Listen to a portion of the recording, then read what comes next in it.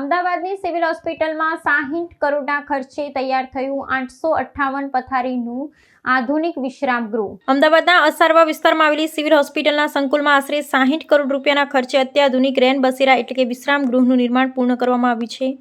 24,436 ચોરસ મીટરના વિશાળ વિસ્તારમાં ફેલાયેલું આ ભવન ભોયતળિયું, ગ્રાઉન્ડ ફ્લોર અને 8 માળની ભવ્ય ઇમારત ધરાવે છે।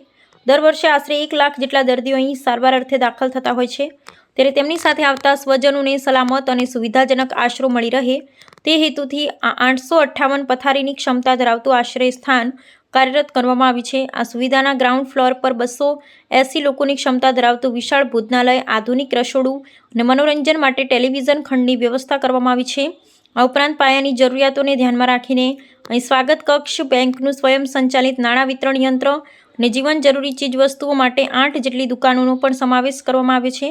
આ પ્રકારનું સુવ્યવસ્થિત માળખું દર્દીઓના પરિવારજનોને આર્થિક અને શારીરિક મુશ્કેલીઓમાંથી મુક્તિ અપાવવામાં મહત્વની ભૂમિકા ભજવશે, જે જાહેર આરોગ્ય સેવાઓમાં માનવીય અભિગમનું ઉત્કૃષ્ટ ઉદાહરણ પૂરું પાડે છે। અમે વાવથરા જિલ્લામાંથી ટોટપા ગામથી આવ્યા તો એ સારો સપોર્ટ કહેવાય સરકારનો, બહુ સારી વાત કહેવાય। અમે રાત્રિ રોકાણ અહીંથી પતરાનો શેડ બનાવ્યો છે, અહીંયા બહાર રાત્રિ રોકાણ કરીએ છીએ। પણ અત્યારે હાલ સરકાર તરફથી ગ્રેન્ડ બસેરા જે મક્કમ બિલ્ડિંગ બનાવ્યું છે એનું ઉદ્ઘાટન કરવાનું છે 31 તારીખે।